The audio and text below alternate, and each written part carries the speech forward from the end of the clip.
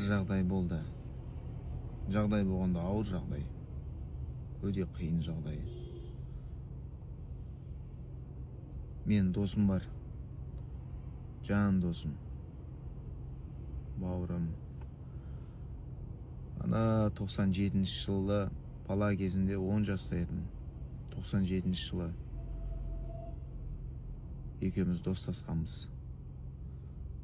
Мінекей сол 97-тен бері 28 жыл бойы екеуміз дос болып келе жатырмыз. Ұйықтап жатқам үйде.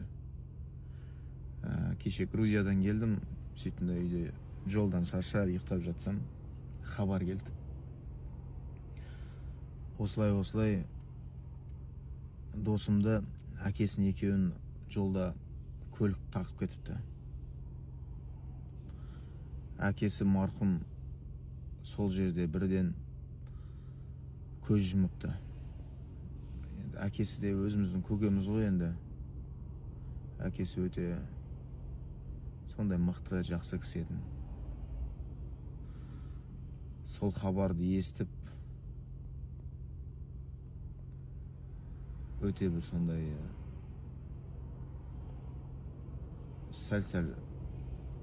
сәл-сәл емес, кәдімгідей өз-өзімді жоғалтып алдым.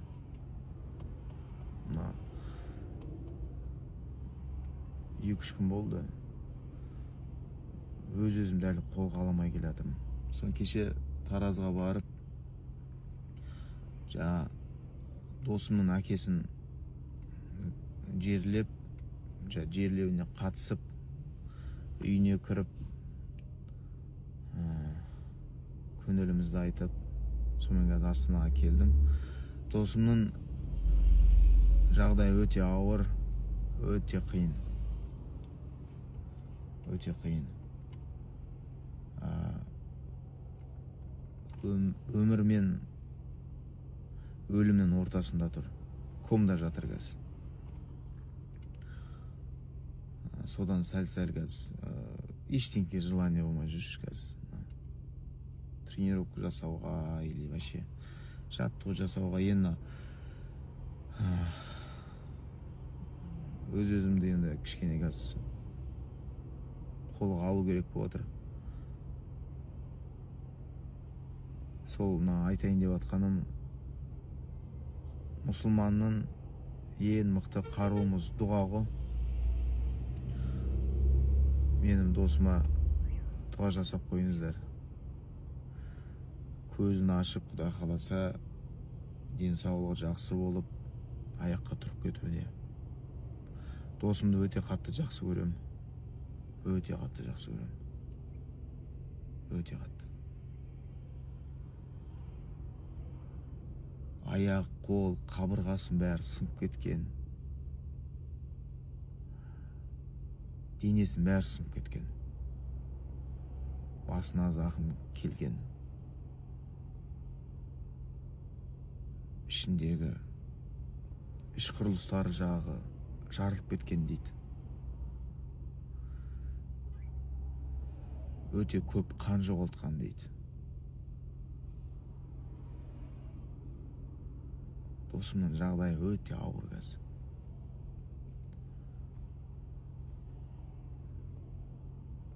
Анандай дос қой. Бір достарың болады ғой. Бауырың.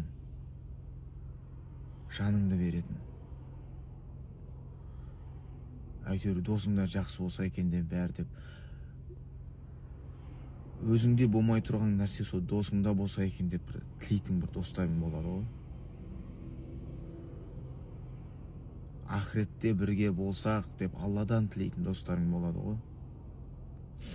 2 бүйрегің болса, сол 1 бүйрегіңді беретін. Осы досымда бәрі мықты болса екен, жақсы болса екен деп. Досым күшті болса екен, бай қуатты болса екен, бай болса екен. Ішкі дүниеңдегі мынау жаныңды бір көкірегінен жұлып бір қолына ұстататын бір соған лайықты бір дос болады ғой. Сондай достың бірі.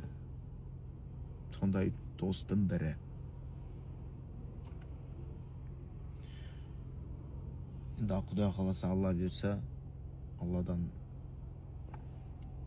өзім күніге дұға жасап жүрмін. Я Аллам, досымның көзін аша көрші деп.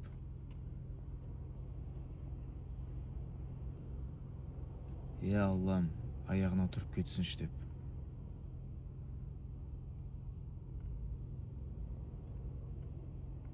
Жететін жеңістері, анасы, әкесі өмірден кетті ғой, енді анасын жалғыз баласы, анасын қатты жақсы көреді. Анасы да, досым аты Баха. Бахони деп еркелетемін оны. Анасы да қатты жақсы көреді да, Бахониді. Ерекше жақсы көреді. Кеше анасы мені құшақтап, жылап жатыр да, Мұхит, может, ты не уедешь, останешься дейді да маған. Мен айтып жатырмын да, мен кету керек болдым жаңағы. Апкемен кету керек, Құдай қаласа келем, буду на связи. Орысша сөйлейді анасы өзі. Что надо, я всегда на связи. Поможем деп жаңағы. Қолдан келгенше. Көкеміздің жатқан жері жайлы болсын, топырақ торқа болсын енді. Өмірден кетті көкеміз, но енді сабыр сақтаңыздар. Баха үшін сейчас надо молиться, чтобы Баха очнулся, открыл глаза дегендей. Сол бауырлар. Кішкене өз-өзім жоғалтып алдым. Достарымды құрметтеңдер. Достарымды сыйлаңдар. Тек дос емес, сондай жақсы көретін жақындарыңды, көкіректеріндегі мынау жандарыңды жұлып беретіндей адамдар болса, қастарында, соған лайықты адамдар болса, сондай адамды сыйлаңдар, құрметтеңдер, Аллах қамдастандар. Менің досым үшін дұға жасаңыздар, өтініш сіздерден. Менің досыма қазір дұға керек Алладан. Алланың жәрдемі керек, Алланың көмегі керек. Менің досыма. Сол бауырлар, аман болайық ең бастысы. Жалған дүние ғой. Бұл дүниеде барлық нәрсе қолдың кірі. Уақытша өмір, дүние, ақша, бәрі.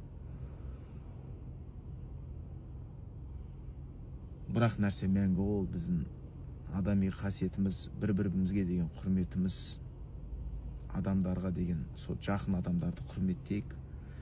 Жақын адамдарымызды сыйлайықшы айтып отырмын ғой.